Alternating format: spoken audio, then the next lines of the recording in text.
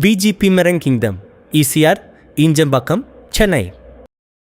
சென்னை பெரம்பூரில் பரப்புரையில் ஈடுபட்ட திமுக தலைவர் மு.க.ஸ்டாலின் தாவேக தலைவர் விஜயின் பெயரை குறிப்பிடாமல் விமர்சித்தார். பெரம்பூர் தொகுதியில் உங்களுக்காக பணியாற்றும் உங்கள் வீட்டு பிள்ளை வேண்டுமா அல்லது நாடகம் நடித்துக் கொண்டிருப்பவர் வேண்டுமா என்பதை சிந்தித்து பார்க்கவும் என்று அவர் பொதுமக்களுக்கு வேண்டுகோள் விடுத்தார்.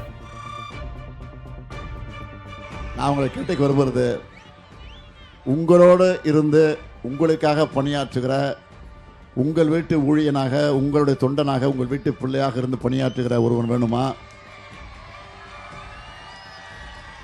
ஏதோ எங்கோ இருந்து வந்து புதுசா அரசியலுக்கு வந்து அப்படிப்பட்ட ஒரு நாடகத்தை நடிச்சுக்கிட்டு அவர் வேணுமாங்கிறத கொஞ்சம் சிந்திச்சு பாருங்க. அவ்வளோதான் அவங்களை கேட்குறேன். ஒரே கேள்வி, வேற ஒன்றும் வேணாம். நான் யாரையும் அரசியலில் தாக்கி பேச விரும்பல, விமர்சனம் பண்ணி பேச விரும்பல. ஏன்னா அதுக்கு எனக்கு வழக்கம் இல்லை, எனக்கு பழக்கமே கிடையாது.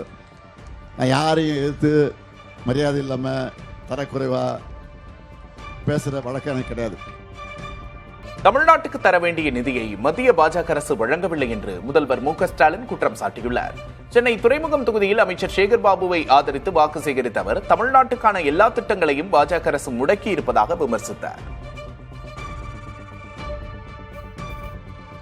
இன்னைக்கு தமிழ்நாட்டுக்கு நம்ம செய்கிற பணிகளுக்கெல்லாம் இடையூறா நமக்கு வந்து சேர வேண்டிய நிதியை கூட கொடுக்காம, நமக்கு வர வேண்டிய திட்டங்களுக்கெல்லாம் முடக்கி போட்டு அதெல்லாம் தடுத்துக்கிட்டு இருக்கிறாங்க. மெட்ரோ ரயிலுக்கு பணம் கொடுக்கல, நம்ம பள்ளிக்கூடத்தில் படிக்கிற பசங்களுக்கு, பிள்ளைங்களுக்கு கல்விக்காக வர வேண்டிய அந்த நிதியும் வரல.